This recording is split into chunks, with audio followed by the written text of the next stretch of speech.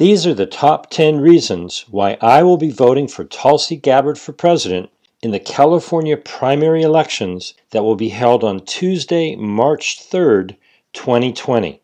And I encourage you to vote for her as well for the following reasons. Reason number 1, youth. Tulsi Gabbard is filled with youthful energy, new ideas, and a new and better way of looking at the world, because she will be the first president to come from the generation of Americans that are known as millennials.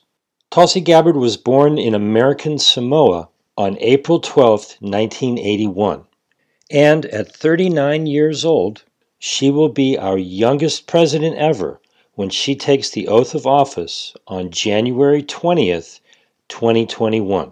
It is time for the baby boomers to pass the baton of leadership to a member of the millennial generation, and the best choice to lead our country into the 21st century is Tulsi Gabbard.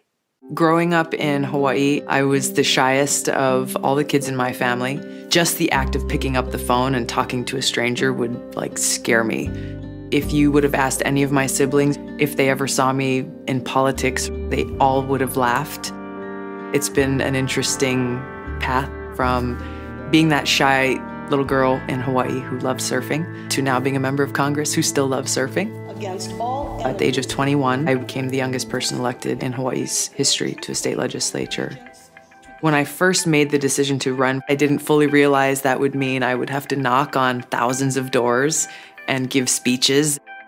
What got me through these multiple hurdles on a daily basis over years was always coming back to that bottom line, is just saying, Tulsi, this is not about you. And understanding that this was about a mission that was bigger than myself. I enlisted in the Hawaii Army National Guard a little less than a year after getting elected and shipped off to basic training after our legislative session was done. A year later, as I was campaigning for re-election, our brigade combat team was activated for duty in Iraq. It was not a difficult decision for me to leave my elected office and volunteer to deploy. It was an 18-month-long deployment in a medical unit in a place about 40 miles north of Baghdad. I deployed for a second time as a military police platoon leader. I was responsible for 45 soldiers during the year that we were gone. We were able to make sure that everyone came home. I remain very proud of that and proud of my time there. No one serves in a combat situation or in a combat zone without coming back changed in some way. When you are faced with the stark reality of the fragile nature of life, it gives you a sense of urgency. That led me to take a job with Senator Akaka in Washington, where he was the chair of the Senate Veterans Affairs Committee. I saw very quickly how interconnected we all are and the decisions that are made affecting us from a foreign policy perspective, affecting where our troops go into battle, when and why, and the kinds of service that we are providing to our veterans coming home. One of the biggest driving reasons for me to run for Congress was to do whatever I could to make sure that my brothers and sisters in arms were not unnecessarily put into harm's way. Coming into Congress, I was told by the so-called political establishment over and over again that I was far too young and far too inexperienced and that I should just sit back and wait my turn.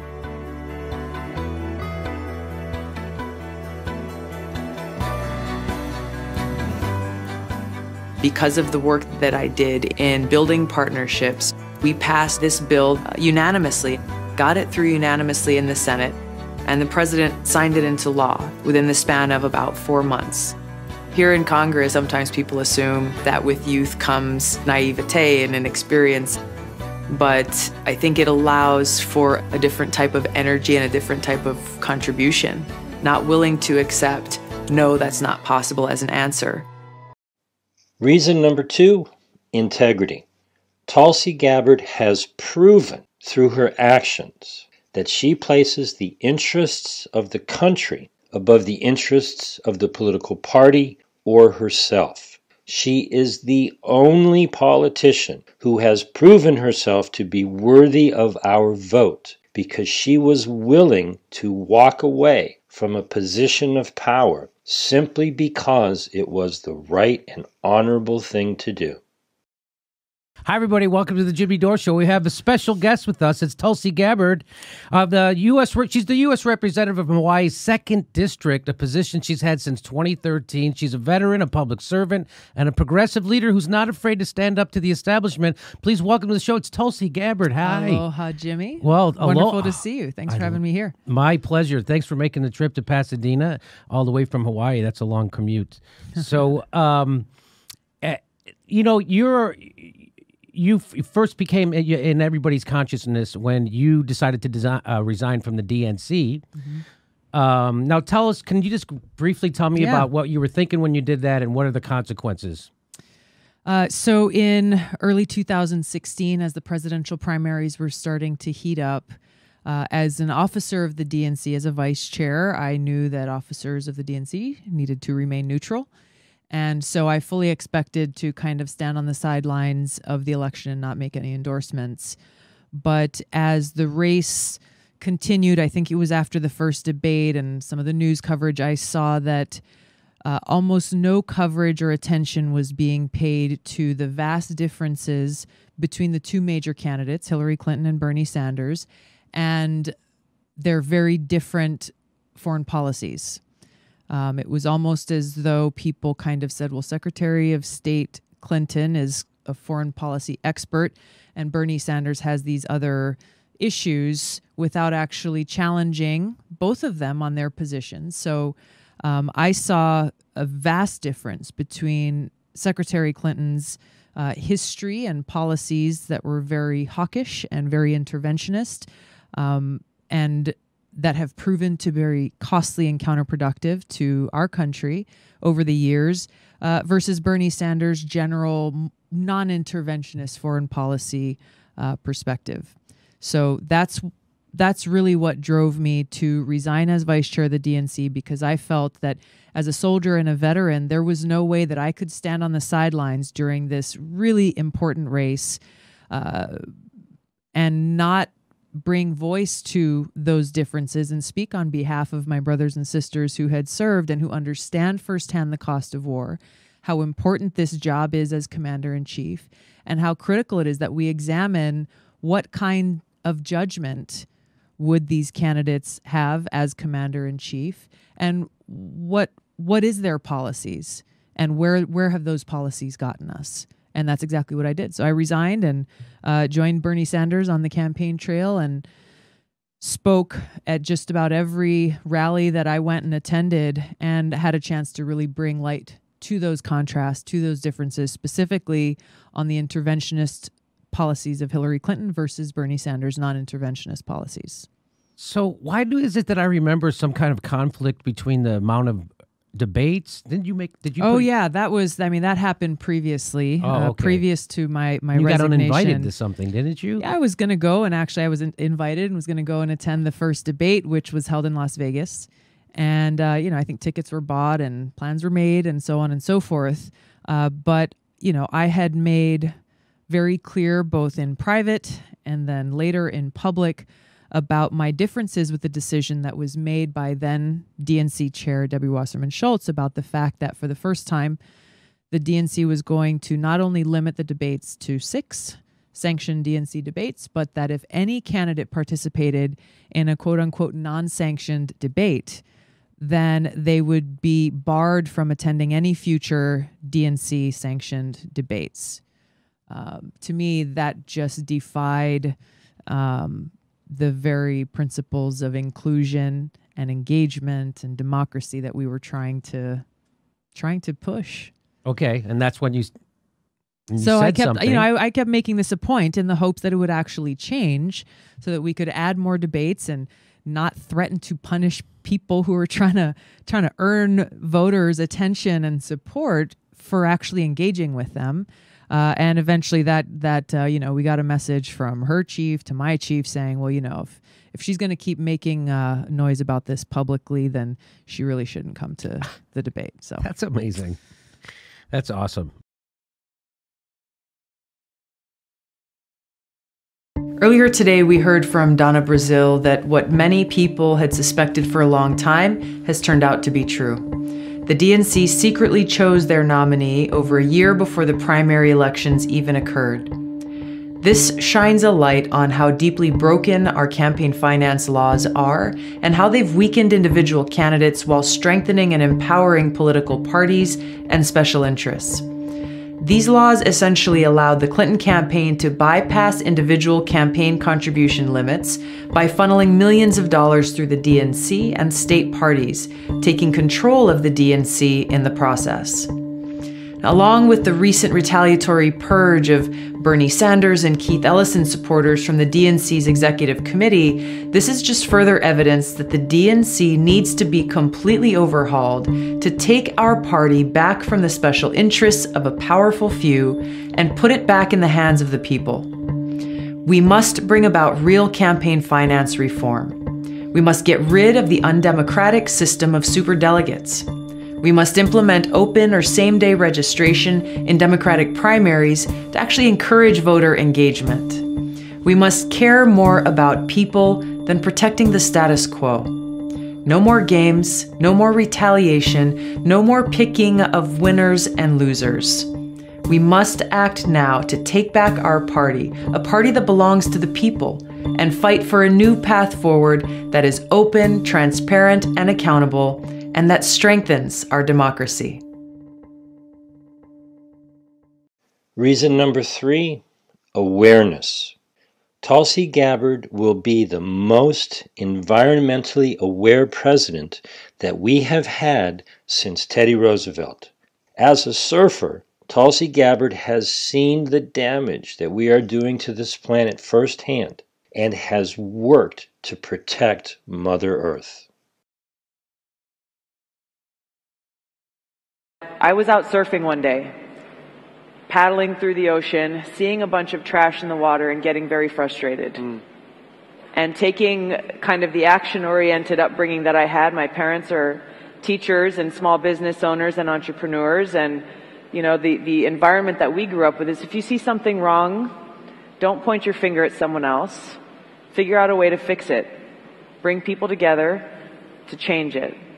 So that was how I started getting very interested and passionate about protecting our environment, protecting our natural resources in Hawaii, and how we started the Healthy Hawaii Coalition.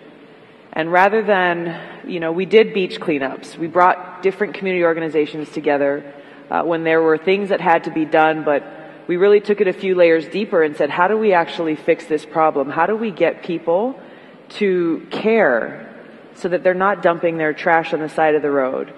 And that's where we focused our mission for the nonprofit on elementary level education. So we came up with a program that we took to public schools on every island all across the state. We created a skit that had the hero was Water Woman, the bad guy was Oily Al, I was the original Water Woman, blue cape with a beautiful glistening drop of water on the back. And we had in this skit 4 or 5 different scenes and scenarios that these kids could relate to about what happens when Oily Al is eating his chips, walking down the street and throws his trash, goes into the storm drain, and where does it end up? And it was very entertaining, but you could see the light bulb go off in these kids' eyes and in their minds, and they got it. And knowing that, they could take it home, and just understanding how we could make an impact there, which would not only affect these kids, but that they would be able to pay it forward and carry it forward. And for me personally, that's where I started to see how powerful it was to be in a position to make a difference. And what ended up eventually motivating me to take advantage of an opportunity to affect change within government as well.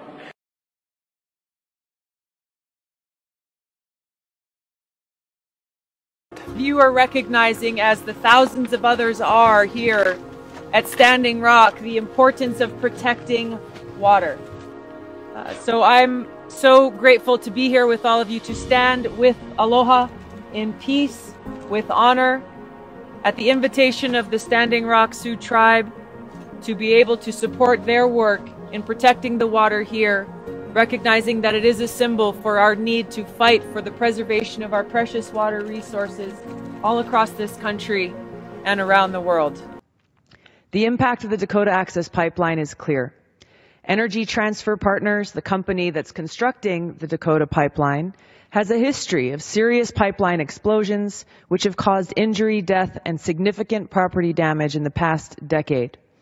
The future operator of the planned pipeline, Sunoco Logistics, has had over 200 environmentally damaging oil spills in the last 6 years alone, more than any of its competitors. Protecting our water is not a partisan political issue. It is an issue that is important to all people and all living beings everywhere. Water is life. We cannot survive without it. Once we allow an aquifer to be polluted, there is very little that can be done about it. This is why it is essential that we prevent our water resources from being polluted in the first place. The truth is, whether it's the threat to essential water sources in this region, the lead-contaminated water in Flint, Michigan, or the threat posed to a major Hawaii aquifer by the Red Hill fuel leak, each example underscores the vital importance of protecting our water resources.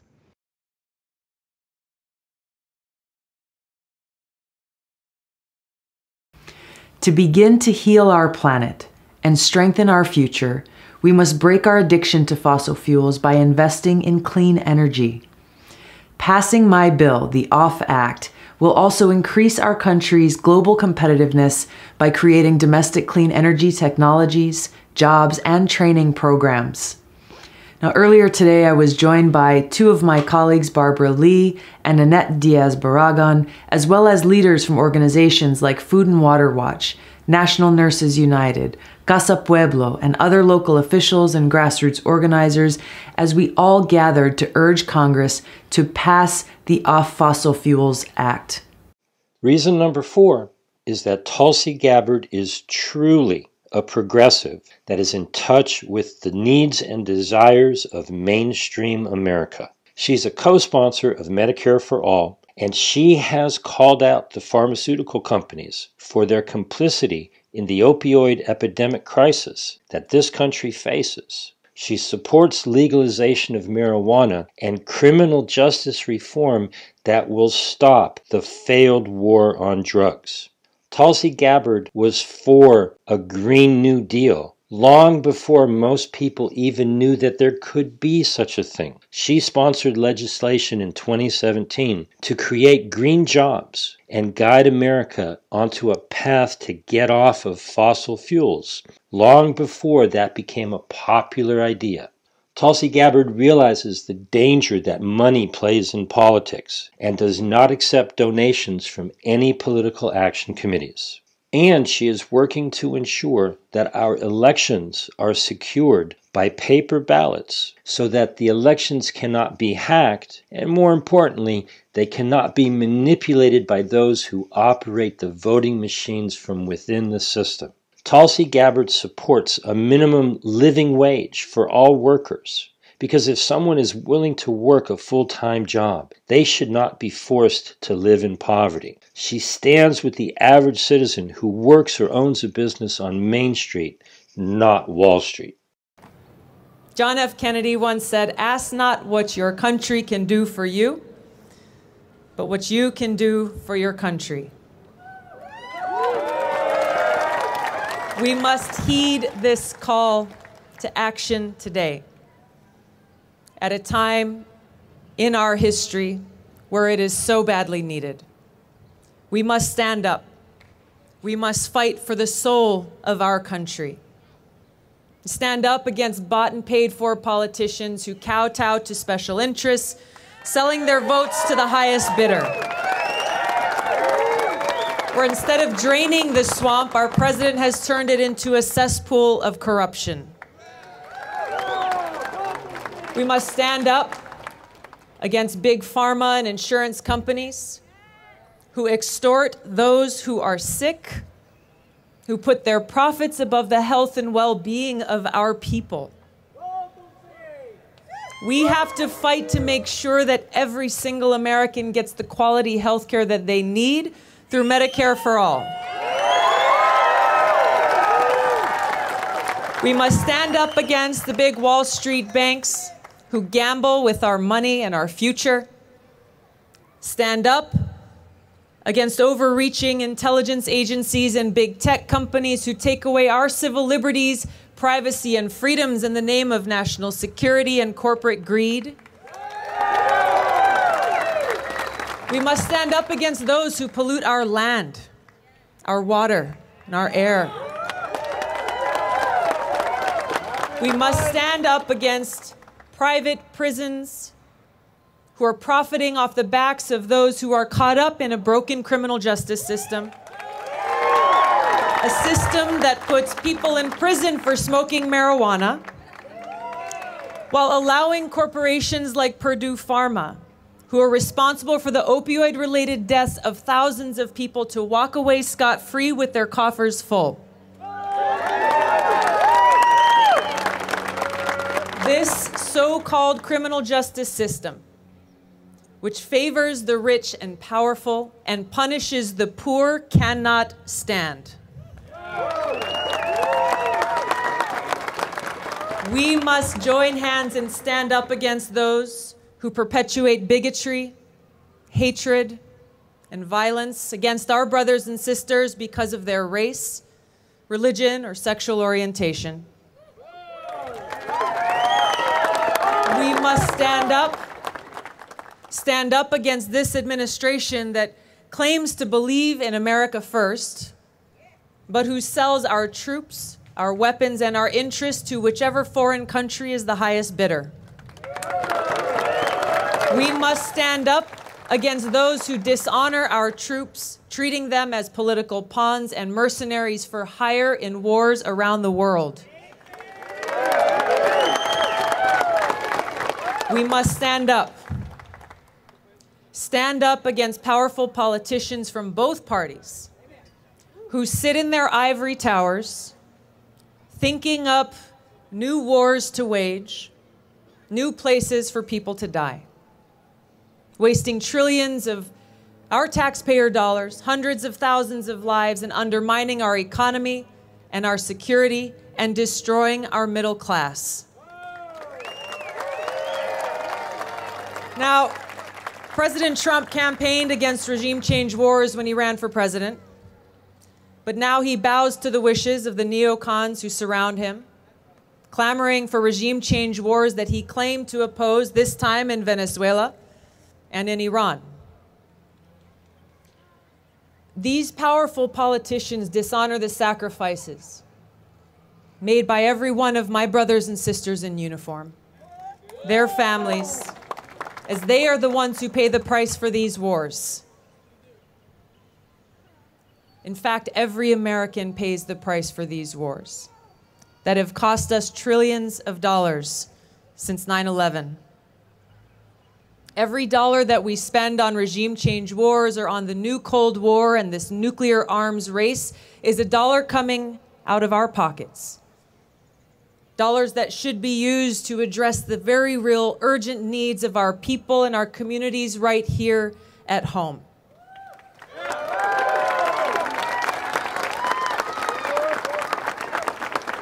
We must stand united and stand strong against those in both parties who never tire of war.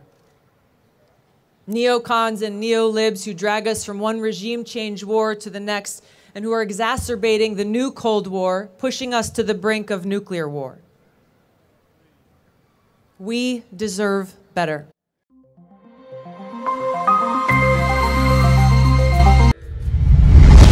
There's an important bill that I've co-sponsored, H.R. 676, which is the expanded Medicare for All bill that would address many of the issues that we see with the current healthcare system. The foremost of which is it takes insurance companies completely out of the equation. I'm rising today to urge my colleagues to support H.R. 1227.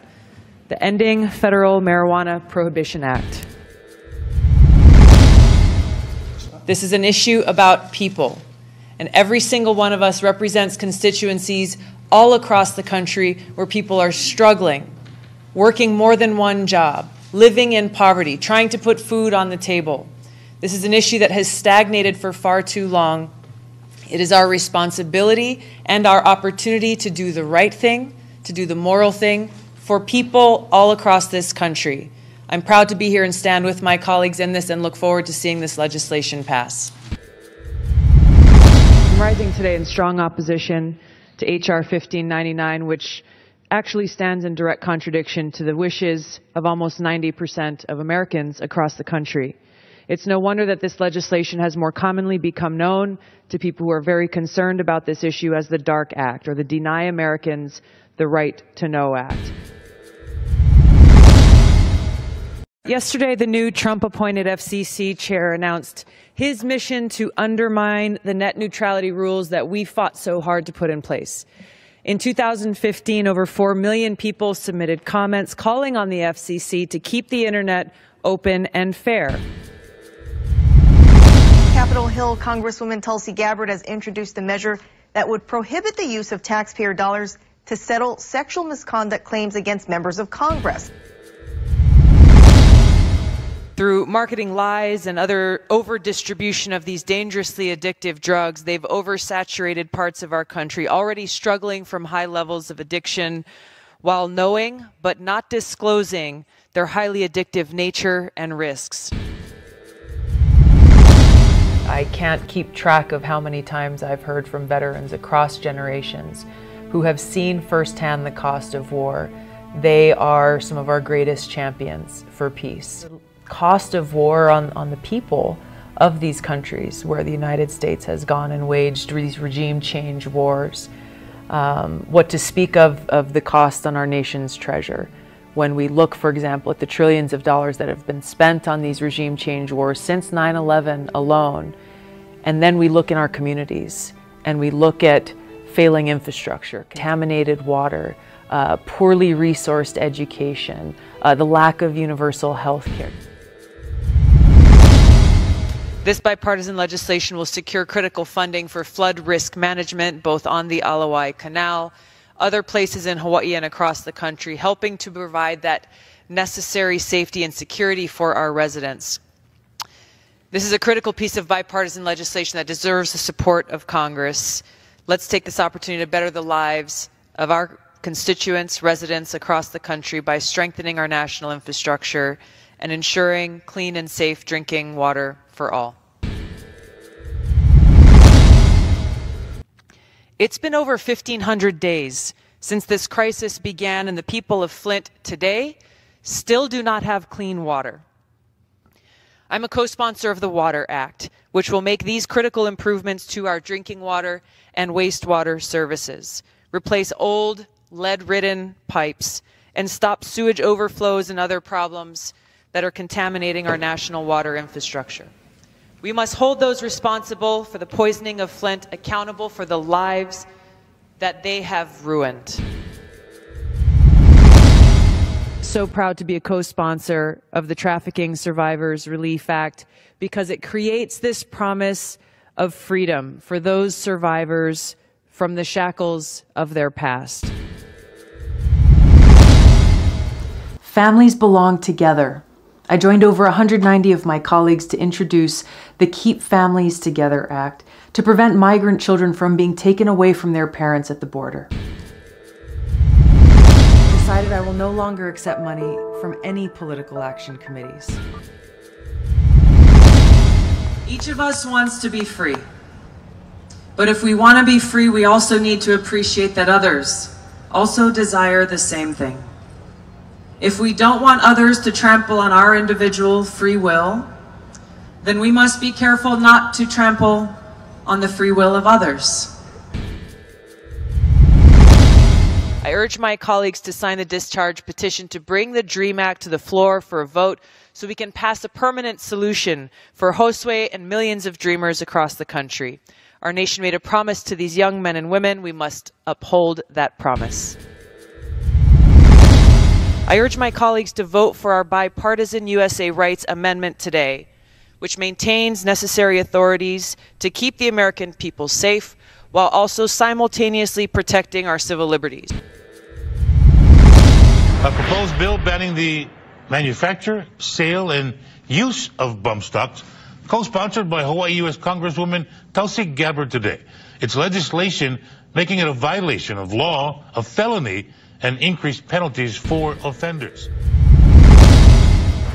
Some are calling it the Agent Orange of the post-9/11 generation. And right in the middle of it, as Kelly Meyer from our Washington Bureau reports, is Hawaii U.S. Representative Tulsi Gabbard. There's no research or mandatory tracking system in place on which veterans were exposed to these burn pits, what the effects on their health have been, how many there have been, and this all must happen in order for the follow-on action by the VA to take place.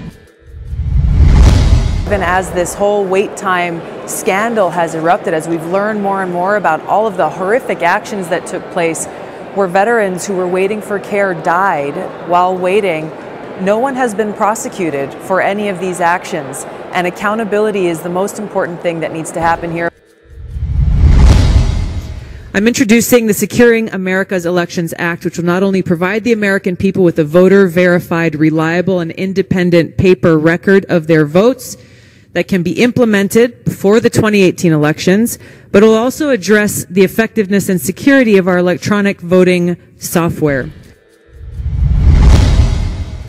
When a person thinks, I'm a Christian, this other person is a Muslim, and therefore he is my enemy, or I am a Muslim, this other person a Hindu, therefore she is my enemy, this reveals a lack of their own spiritual depth and understanding. No religion teaches this. Any understanding of any religion that adopts this divisive attitude proves itself false by doing so.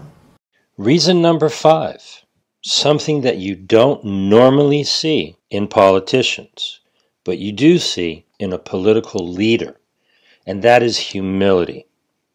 Tulsi Gabbard is willing to listen to people who have different ideas, and she can admit when she is wrong in order to adapt and change and grow. Aloha. In my past, I said and believed things that were wrong. And worse, they were very hurtful to people in the LGBTQ community and to their loved ones. Many years ago, I apologized for my words and, more importantly, for the negative impact that they had. I sincerely repeat my apology today. I'm deeply sorry for having said them. My views have changed significantly since then, and my record in Congress over the last 6 years reflects what is in my heart: a strong and ongoing commitment to fighting for LGBTQ rights. Now, I know that LGBTQ people still struggle.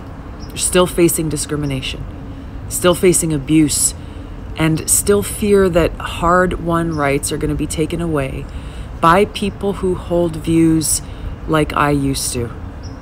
That cannot happen, because every American deserves to be treated equally by their fellow Americans and under the law. I will continue to fight for LGBTQ people, whether they're in school, serving in uniform, trying to get health care, taking care of their family, or looking for a home. Now, I grew up knowing that every person is a child of God and equally loved by God. And I've always believed in the fundamental rights and equality of all people. But I also grew up in a socially conservative household, where I was raised to believe that marriage should only be between a man and a woman. So for a period of my life, I didn't see the contradiction in those beliefs.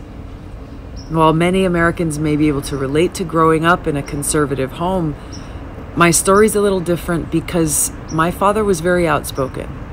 He was an activist who was fighting against gay rights and marriage equality in Hawaii. And at that time, I forcefully defended him and his cause. But over the years, as I grew up, I formed my own opinions based on my life experiences that significantly changed my views at a very personal level in truly having aloha, love for all people, and making sure that every American, regardless of sexual orientation, is treated equally under the law. I look forward to being able to share more of my story and my experiences growing up, not as an excuse, but in the hopes that it may inspire others to truly live aloha, to love and care for others. When we deny LGBT people the basic rights that exist for every American, we're denying their humanity, denying that they are equal. And we're also creating a dangerous environment that breeds discrimination and violence. Because when we divide people based on who they are or who they love, all we're doing is adding fuel to the flames that perpetuate bigotry and hatred. Now, I'm so grateful to my friends, my loved ones, both gay and straight, who have patiently helped me see how my past positions on these issues were at odds with my values, my aloha, and that they were causing people harm. I regret the role that I played in causing such pain, and I remain committed to fighting for LGBT equality. Reason number 6, cooperation.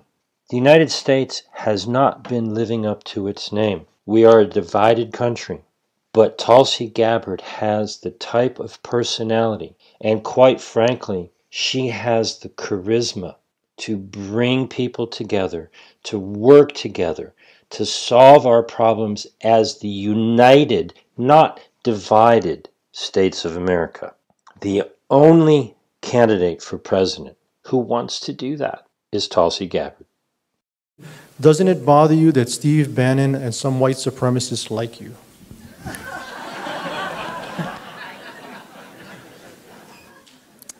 You know, I don't make my decisions on policies based on who agrees with me or who disagrees with me or who likes me, who doesn't like me, what party they may be a part of, or anything else. And frankly, the premise of the question is such that it creates the situation where I would be in a position of saying, okay, well, if David Duke or white supremacists are against regime change wars, maybe I should be for them. If they are for protecting our environment, maybe I should be against protecting our environment. It's just a ridiculous way to look at things, and it undermines the seriousness of these issues that we're facing.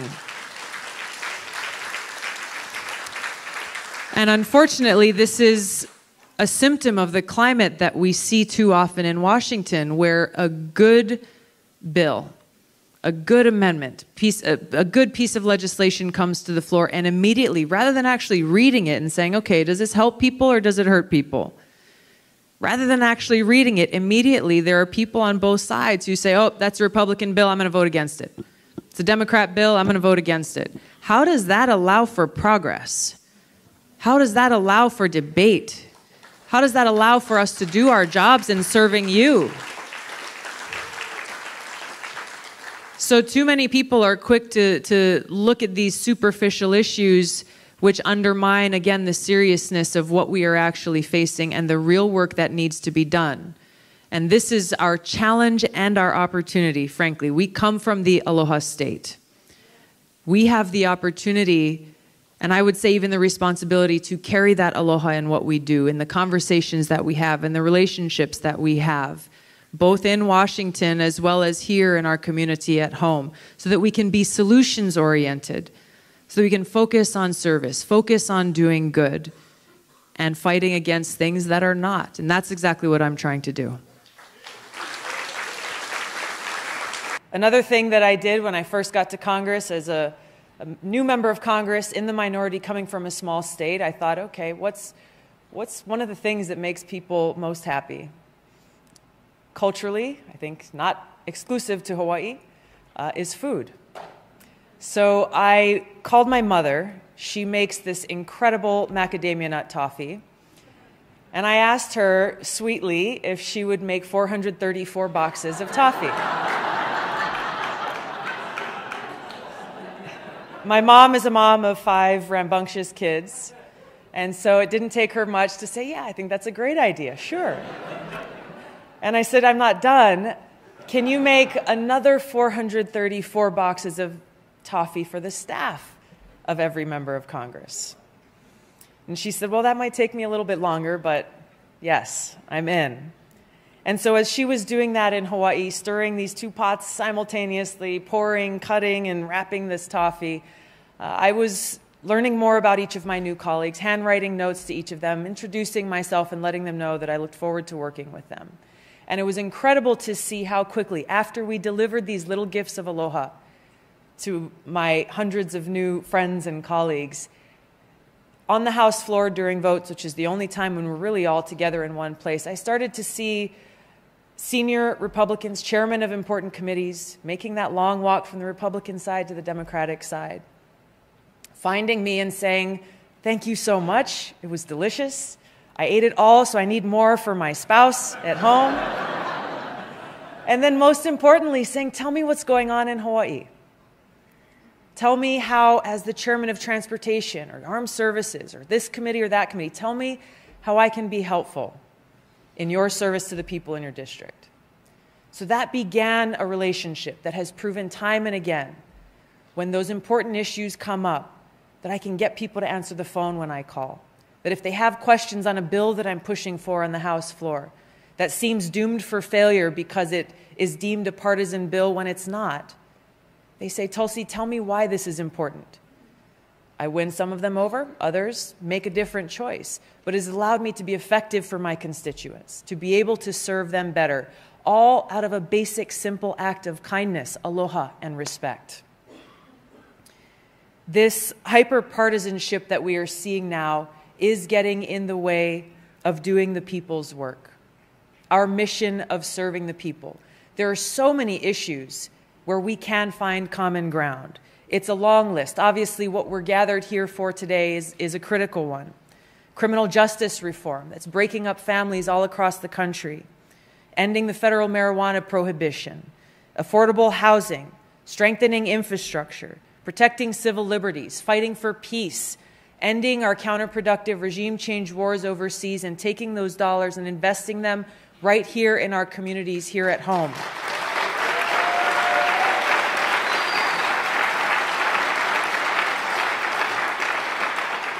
These are all issues that impact our families, our neighbors, and our communities every single day. These are all issues that currently have bipartisan support. There is so much potential and opportunity if we can get past the divisiveness, find this common ground, and work together. The answer is love. The answer is aloha. Because it is love that opens our eyes to see that every hungry child is our child. That every person seeking the dignity of a job is our neighbor. That every senior citizen in need is our parent. And that when any one of us is attacked because of race, religion, sexual orientation, or anything else, is an attack on each one of us. The answer lies in love, because it is when we care for each other, choosing that inclusion and love over divisiveness and hatred, only then is our country at its greatest. Reason number 7 is spirituality. Tulsi Gabbard is obviously a very spiritual person. She knows who she really is, and it's inspiring. For those of you who don't know, I was raised by a Catholic father and a Vaishnava Hindu mother. So as a family, we studied the Bhagavad Gita and the Bible side by side. I loved hearing about Krishna and Arjuna on the battlefield, as well as the stories of Lord Jesus Christ teaching us to love the Father. By the way, my dad actually attended seminary to be a priest for a year when he was younger, but changed his mind. And I'm glad he did, because otherwise, as you Catholics know, I wouldn't be here today. If we truly want to love our neighbor and solve the problems of nationalism, war, and poverty, it's going to take each of us cultivating our love for God and others, which means surrendering our minds, our hearts, and our love to the transcendental teachings of Lord Jesus Christ and Sri Krishna. Love, or aloha, is the solution, individually and collectively on a global level. And ultimately, Jesus' first and foremost commandment, to love the Father with all our heart, mind, and being, is identical to Krishna's message in the Bhagavad Gita, chapter 18, verse 66. Krishna, which literally means the all-attractive Supreme Lord, tells Arjuna, his dear friend, abandon all varieties of religion and just surrender unto me. In other words, Krishna is saying, put aside your fears, your concerns about salvation, your worries about going to heaven, the thoughts of practicing mystic yoga or silent meditation, and simply take shelter in me. He's saying, love me and take shelter in my love for you. So the more we grow in our love for God, the more we will love others, regardless of their nationality, their race, their religion, or any other differences that we might have with them. The more we love our neighbors, the more we will see war as a last resort for solving problems. We'll become more sensitive to the cost of war, the suffering that it inflicts upon people, other living entities, and the environment. The more we love others, the more we'll feel this natural inclination to help those who are poorer than we are in material things, as well as those who are poor in happiness or spiritually poor. The first step is we need to be cultivating our love for God. Now, one can ask the question, can we cultivate our love for God independently from taking care of our neighbors or being concerned about other living beings? The answer is no. Both Christian and Hindu scriptures teach us that in our quest to have a closer relationship with God, if we neglect the well-being of others who are all God's children, then this will stunt or impede the growth of our love for God, our closeness to God. It'll interfere with our intimate relationship with God because it'll be displeasing to Him. In other words, we get closer to God by trying to do what is pleasing to Him and refraining from doing those things that are displeasing to Him. What could be more pleasing to God than taking care of His children, working for the material and spiritual well-being of His children? So the point is this: ultimately, what can bind Hindus and Christians together is the very thing which binds us as individuals to God and to our neighbors. It is love. Cultivating our love for God and our love and caring for others. This is the foundation, and this is the solution to all of our problems. Now, unlike what a lot of people think, you actually have no prior connections to India. Your family is not of Indian origin. Tell our viewers how your family came to embrace Hinduism. Well, the household that I grew up in was very diverse. My dad is a practicing Catholic, a deacon at his church, but someone who also likes to practice kirtan, chanting different names of Lord Krishna. And my mother is a practitioner of bhakti yoga and karma yoga.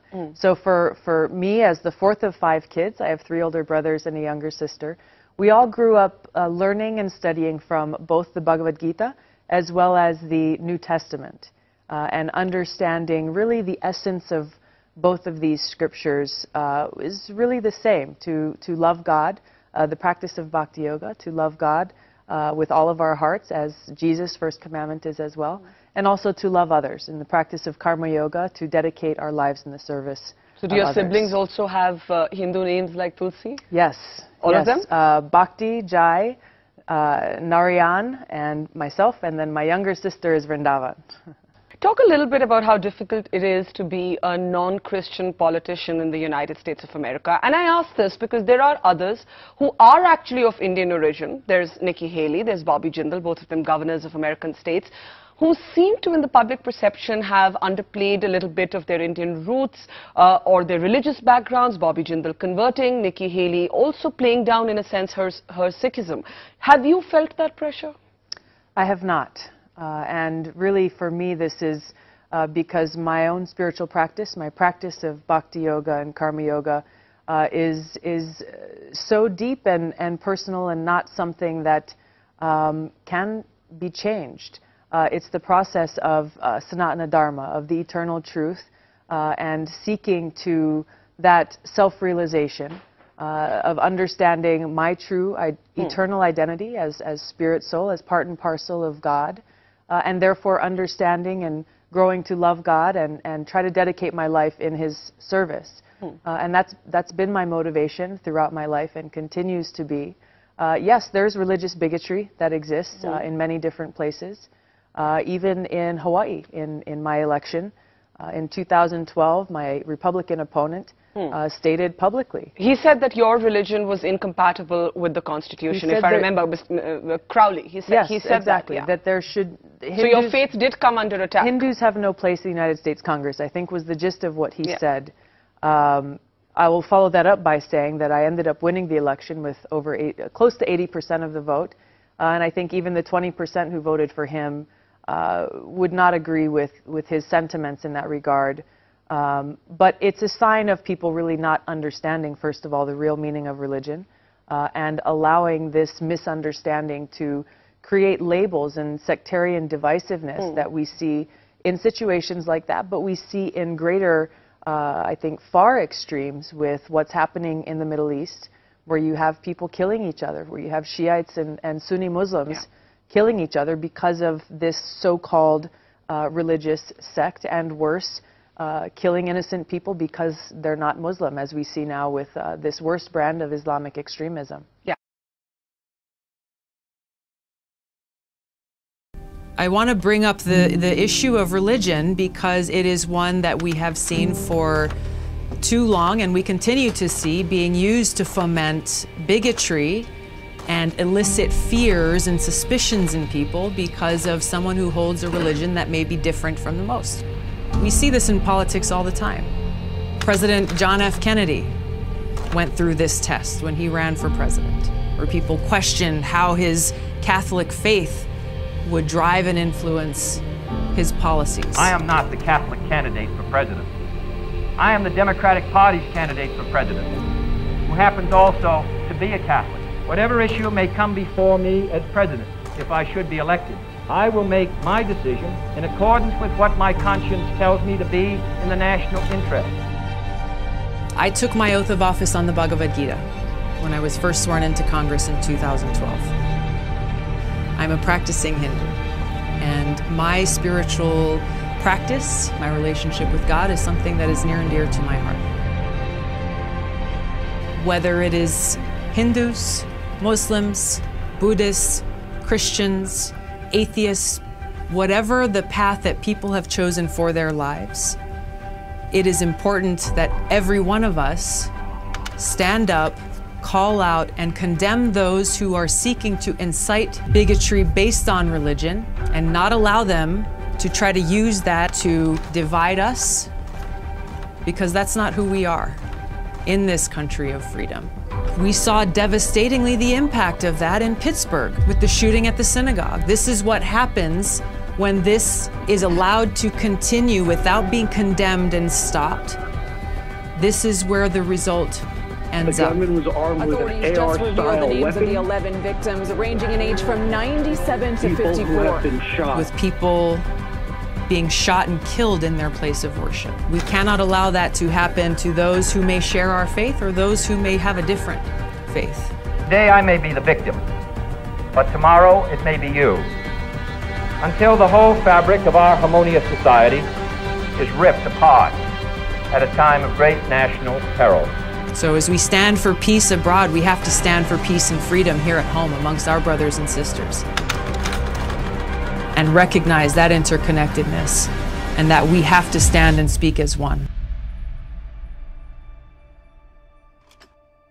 Reason number 8 is that Tulsi Gabbard, unlike any other political leader in America, has spoken out powerfully against the constitutionally illegal policy of endless regime change wars. Without congressional approval, the United States does not have the right to invade other countries. It is not our place in the world to overthrow democratically elected leaders and then fund the very terrorists that we claim to be fighting in the so-called war on terror. Is it really in our place to go in and take action and say, okay, we're going to remove this person, and then we're going to put this person in, and this is how you're going to govern this country, and really acting as the world's police, and then as a result, as we've seen in Iraq and Libya and now in Syria, the people in those countries are far worse off than they were before. We are both directly and indirectly supporting these groups who are allied with, are partnered with Al-Qaeda and ISIS in working to overthrow the Syrian government of Assad. And we've also been providing that support through countries like Saudi Arabia, Turkey, and Qatar. Mr. Speaker, under U.S. law, it is illegal for you or me or any American to provide any type of assistance to Al-Qaeda, ISIS, or other terrorist groups. If we broke this law, we'd be thrown in jail. Yet the U.S. government's been violating this law for years, directly and indirectly supporting allies and partners of groups like Al-Qaeda and ISIS, with money, weapons, intelligence, and other support in their fight to overthrow the Syrian government. A recent New York Times article confirmed that rebel groups supported by the U.S., quote, have entered into battlefield alliances with the affiliate of Al-Qaeda in Syria, formerly known as al-Nusra. The Wall Street Journal reports that rebel groups are, quote, doubling down on their alliance with Al-Qaeda. This alliance has rendered the phrase moderate rebels meaningless. We must stop this madness.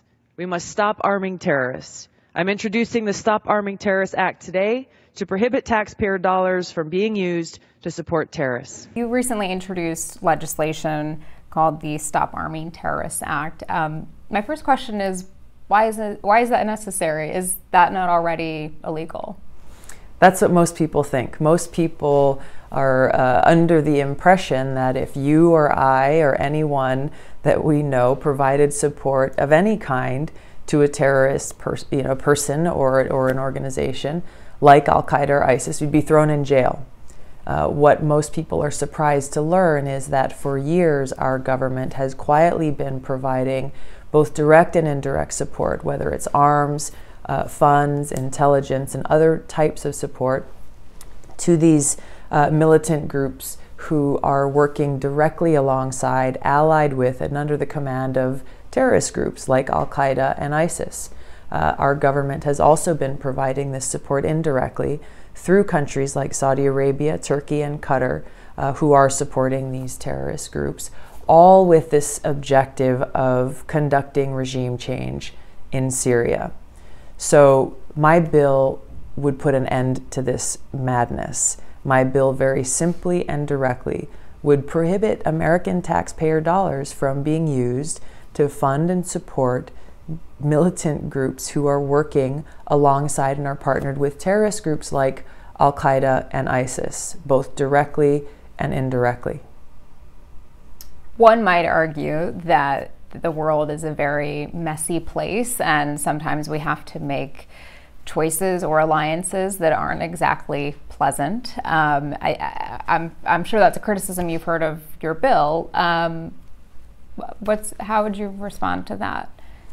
You know, people who can think clearly about the situation at hand would say that in no situation should we allow American taxpayer dollars to be used directly and indirectly to strengthen the very terrorist group that attacked us on 9/11.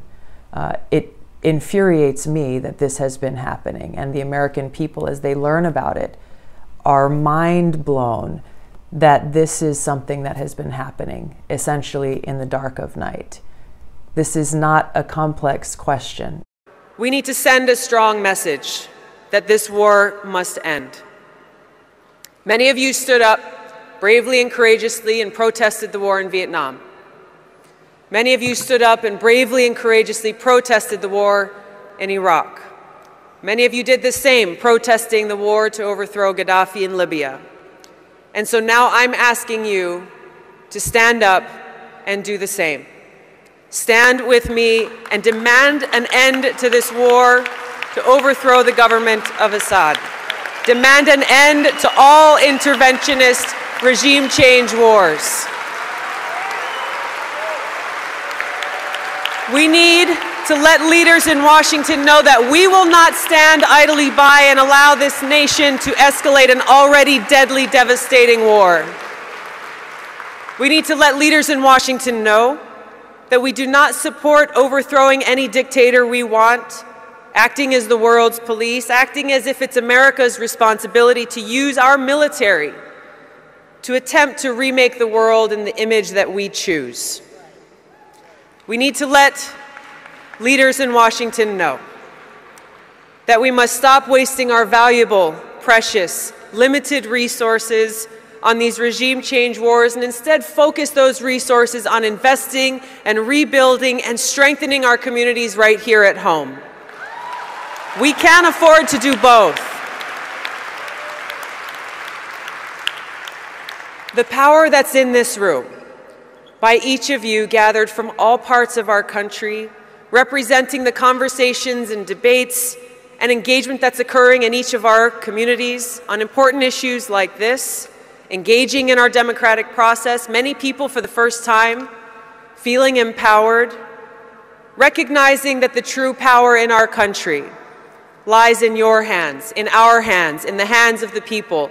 And it is through our work and our voices and our action that we can truly effect this kind of change that our country so desperately needs.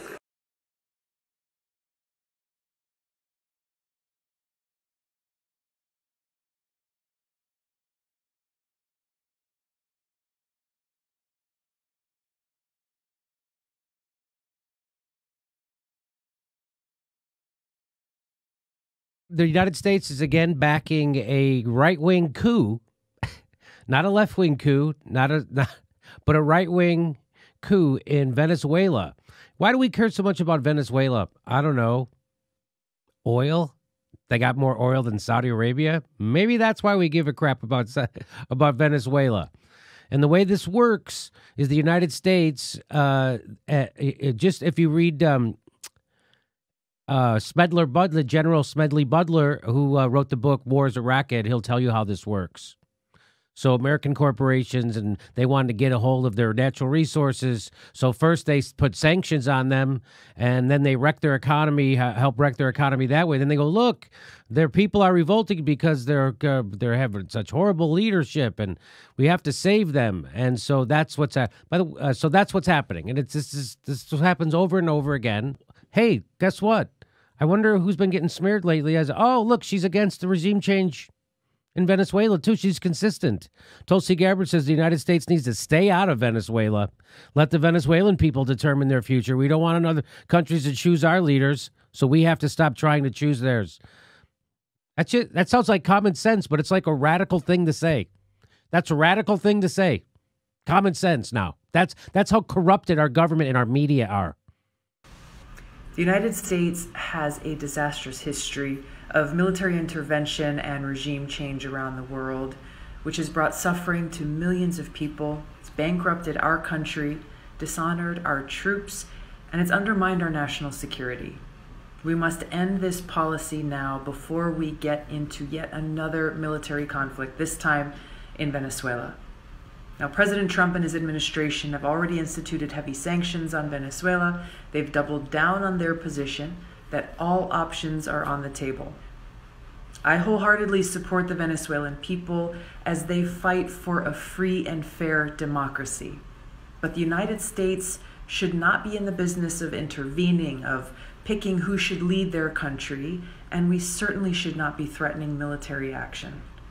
Venezuela poses no threat to the United States. Congress has not authorized the United States to go to war in Venezuela, and there's no justification for our country to violate the sovereignty of the Venezuelan people. Now, the reality is that threats of U.S. military action and regime change in Venezuela is undermining ongoing efforts to convince North Korea to give up their nuclear weapons program, which exists because Kim Jong-un sees it as the only deterrent against U.S.-led regime change. Now, President Trump is promising North Korea we will not wage regime change war against them, but at the same time is simultaneously threatening regime change in Venezuela. North Korea is going to look at President Trump's actions, not at empty promises. The United States needs to stay out of Venezuela and let the Venezuelan people determine their own future.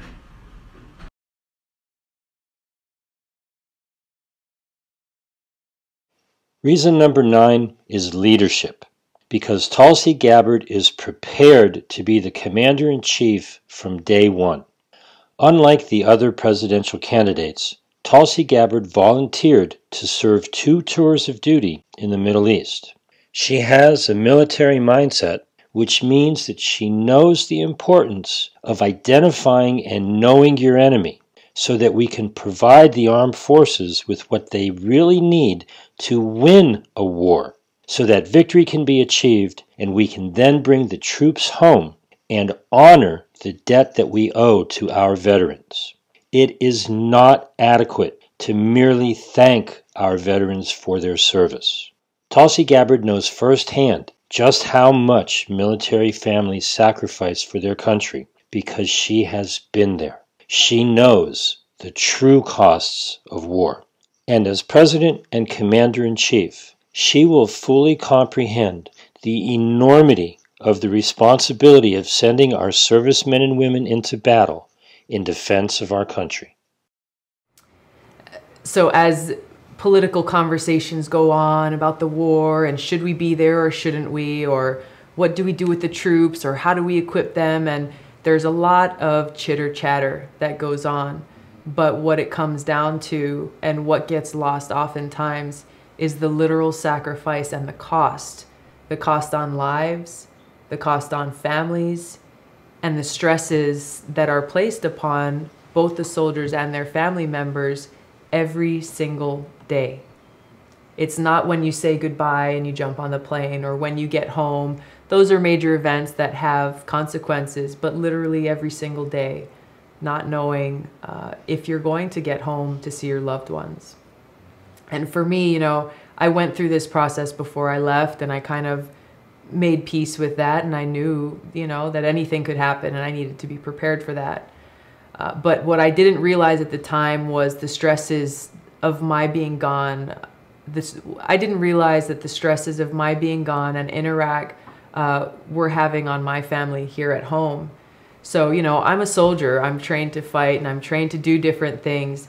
So, I am excited about doing my job, and I'm proud of the fact that I can do a good job at it. So when I, would call home from Iraq and I would say, hey, guess what, Mom? I'm about to jump on a Black Hawk and we're going to go down to Baghdad and I'm going to go bring these medical supplies to our troops down there. And I was excited about it, and when I would be met with silence at the other end of the phone, I was like, come on, can't you be excited for me? This is cool stuff. And so I didn't get it at that time. But when we came home after being gone for 18 months, we were standing in the hangar at Wheeler Airfield, all of us, hundreds of us standing in formation, our families just 20 feet away, so close, but we had to stand there and wait to be dismissed before we could greet them. And when the general announced that we were dismissed, I ran to my parents and hugged my dad first, and just will never forget how tightly he held me and how much he was crying. And it was at that moment, that I really realized how much pressure was placed on them, how stressed out they were every day that I was gone. And, someone like my father, as we all believe our fathers are invincible and they're supermen and never cry, but that really shook me. It shook me, and it explained to me the cost on families more than any words ever could.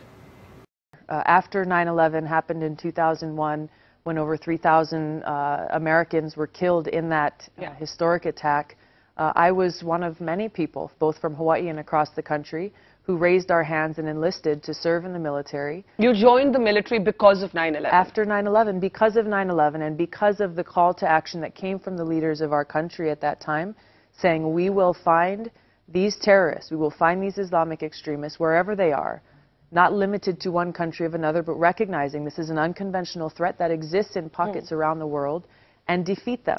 That was a very clear mission statement. And do you think that mission has succeeded? It has not succeeded largely because it has been diverted. There has been distractions, and this was through the Bush administration as well as the Obama administration, that took us away from that very clear focus on taking out this Islamic extremist threat, and instead our administrations led our country into the business of nation building, removing dictators, trying to implement regime change, as we've seen in Iraq, as we've seen in Libya and in other countries, and the ensuing chaos that has resulted, the conflicts that have been prolonged, really costing so much in our precious lives, American lives. So do you think the American mission to combat what you call Islamic extremism has lost its way? I think that we need to regain that focus. We need to focus all of our efforts and energy on that direct threat, which unfortunately has been allowed to grow over the last decade. And do you think the complicated requirements that the Americans have in Afghanistan have made your country, as a soldier, and I'm asking you this really first as a soldier because I know that has, it's your first identity even on your Twitter page, do you think it's made Washington softer on Pakistan, especially in the context of terrorists like Hafiz Saeed, than it should have been? I can't speak to that. I can speak to the personal experience that I saw, the friends who I lost in both of those conflicts, that point back to the need for the United States, for our friends, our partners, and our allies to understand that we need to be in this together, to root out this evil wherever it is, and to do so in a very strategic and effective and strong manner. So I know that you voted against the proposal to arm Syrian rebels against the Islamic State, the ISIS. Do you believe that your country should be more involved or less involved? Just to clarify what I actually voted against, it was voting against the so-called moderate Syrian rebels. They're not clearly directed to fight against the ISIL or the Islamic extremists. Yes. Their first priority is to fight against the Syrian government and the Syrian military with the objective to overthrow Assad. Yeah. So what I voted against was the United States continuing what I see has been a failed policy of regime change and nation building with no answer to what happens next. What I see is the danger of continuing down the path in Syria that we've seen in Iraq, that we've seen in Libya and other places, that will cause further chaos and unrest in the region and will not focus on that mission that I've just talked about, the mission to take out these Islamic extremist So what I'm really threats. hearing you say is that for the United States to get involved in somehow policing other countries is actually distracting from the main mission to combat the origins of terrorism. Just like in every country, Prime Minister Modi's priority here in India, as is our President of the United States, the #1 priority needs to be keeping our people safe. Without that safety, without that security, you don't have stability. Without the stability, you don't have any opportunity for education, for quality health care, for economic opportunity. So that needs to be the #1 priority. The United States, I believe, should not be policing the world. It's not effective. We have limited resources, and it's not the right place. There is so much that we can do.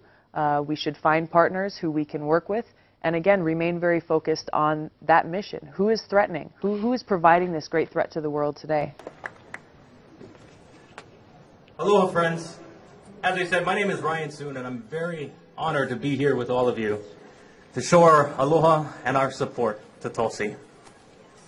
I am a soldier in the National Guard and a combat veteran, and I've had the privilege and the honor to serve under Tulsi's leadership with the Hawaii Army National Guard during our deployments to the Middle East. I knew this day would come soon enough because in all the time that I've known Tulsi, she's had this perfect balance of strength and compassion, resolve and compromise, courage and humility. All of the characteristics that just make people want to work for her.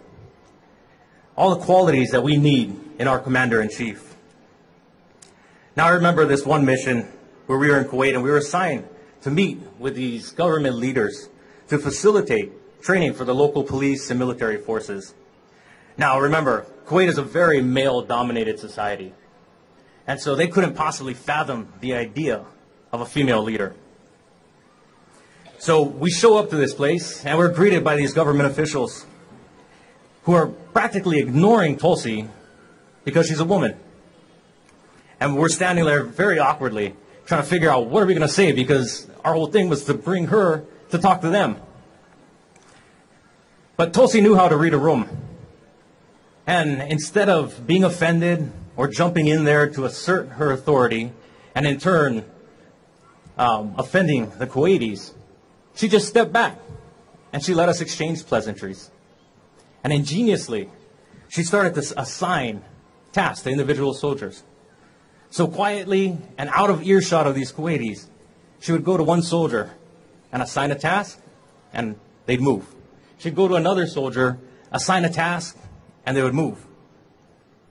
And as I'm talking to these Kuwaitis, I could see it in their face that they finally realized what was happening around them. And Tulsi's now about 6 or 7 soldiers in before these Kuwaitis stopped talking to us and just ditched us to go talk to this woman who commanded such respect from the men that worked for her. So long story short, we spent the next half hour sitting in the official's office very quietly while Tulsi and the official talked like they were best friends who haven't seen each other for years. And at the end of the day, right before we left, I watched as the Kuwaiti official excitedly just listened to Tulsi lay out her plan for the joint operations.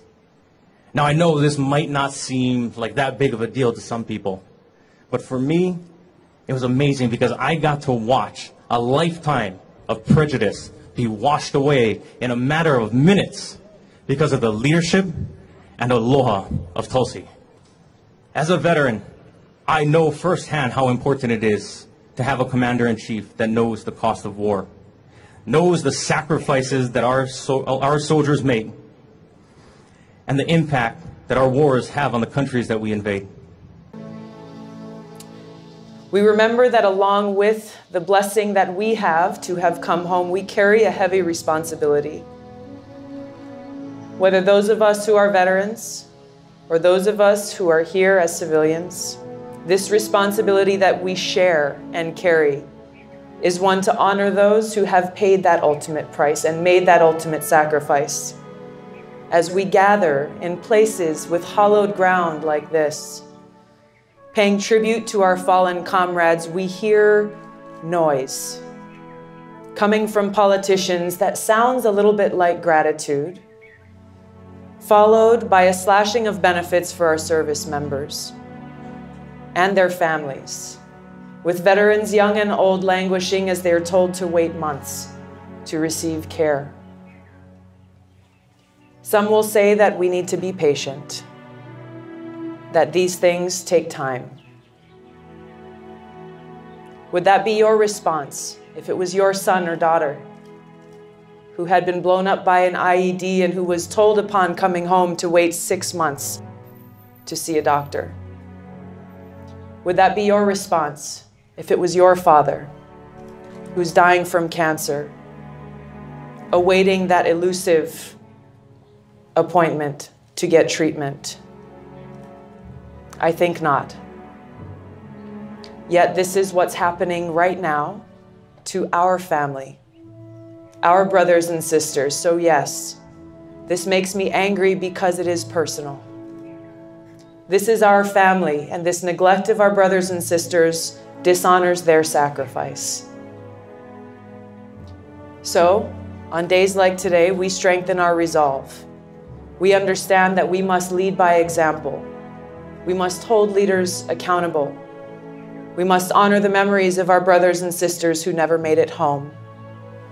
We must fight for them, fight for those who are here and in need, understanding that the warrior ethos that have been ingrained in our souls and the core of our being are as relevant today as they always have been. I will always place the mission first. I will never accept defeat. I will never quit. And I will never leave a fallen comrade. We will never leave a fallen comrade. We will not neglect those who are injured, sick, or in need.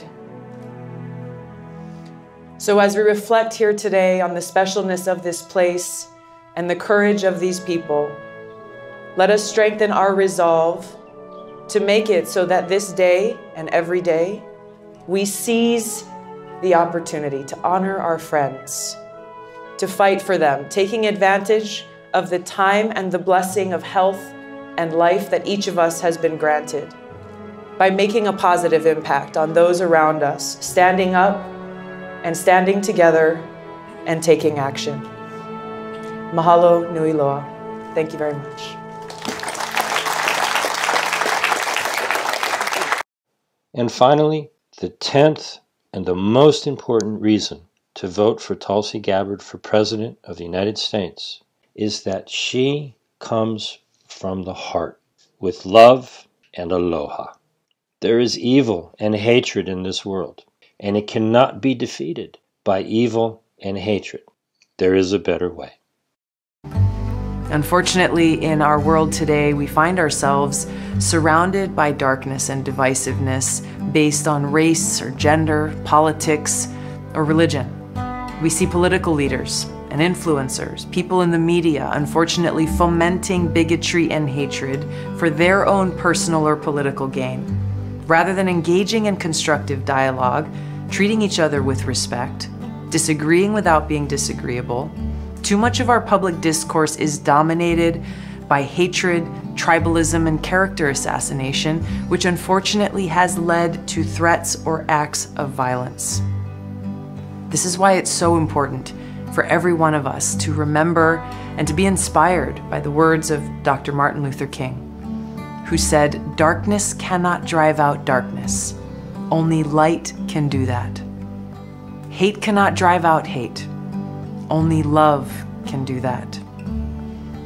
But we must not mistake love for weakness, because the truth is, there is no force more powerful than love. It's love that drives a mother to run into a burning house to save her child. It's love that inspires first responders to run towards the fire to save people's lives. It is love that inspires a soldier to lay down their life to save the lives of others. It is love that inspires every one of us to care for each other, to fight for each other, to fight for our freedoms, to fight for our country. It's what our country needs now more than ever is the spirit of aloha. That spirit of respect and love for one another and for our country. This is the most precious gift that Hawaii has to offer to our country and the world. Aloha.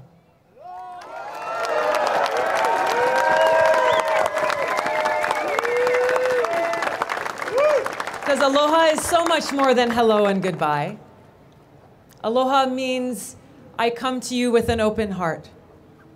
I respect you. I have love for you and I care about you. Whether you are a friend or a stranger, I come to you with aloha. Regardless of the color of your skin, where you come from, how you worship God, who you love, or what political party you belong to. Because love is not just a feeling, it's a powerful force. A force that drives us to act, to put service above self. And our men and women in uniform, generation after generation, motivated by love for one another and for our country, have been willing to sacrifice everything for us. They don't just raise their hand and volunteer to serve only to fight for one religion but not another, to fight for people of one race but not another, people of one political party but not another. No. When we raise our right hand and volunteer to serve, we set aside our own interests to serve our country, to fight for all Americans.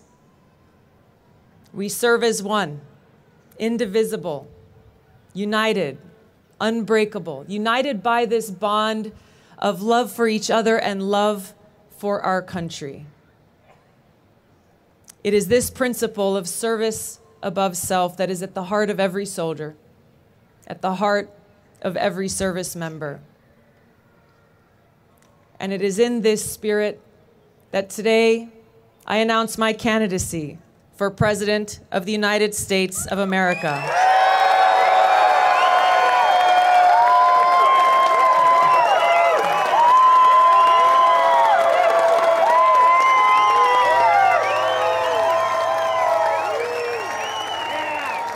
I will bring this soldier's principles to the White House, restoring the values of dignity, honor, and respect to the presidency, and above all else, love for our people and love for our country. So I ask you to join me. Join me in putting this spirit of service above self at the forefront, and to stand up against the forces of greed and corruption.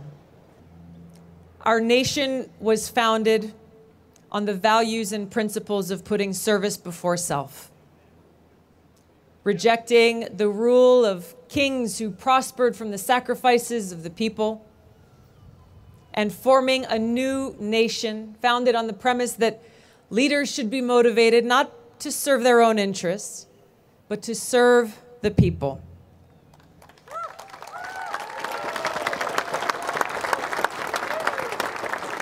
And deep inside the heart of every American is the love, honor, courage, and ideals that form the foundation of this country. Ideals that still shine in each and every one of us. Each of us and all of us must rise again now and come together for each other, our country, and the world.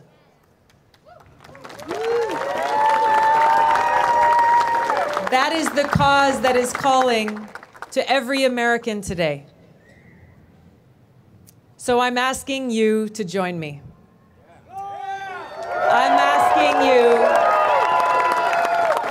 asking you to stand with me to build a movement of peace at home and abroad that will fulfill the promise of America, of freedom, justice, equality, and opportunity for all. Thank you all so much. Mahalo nui loa. Aloha.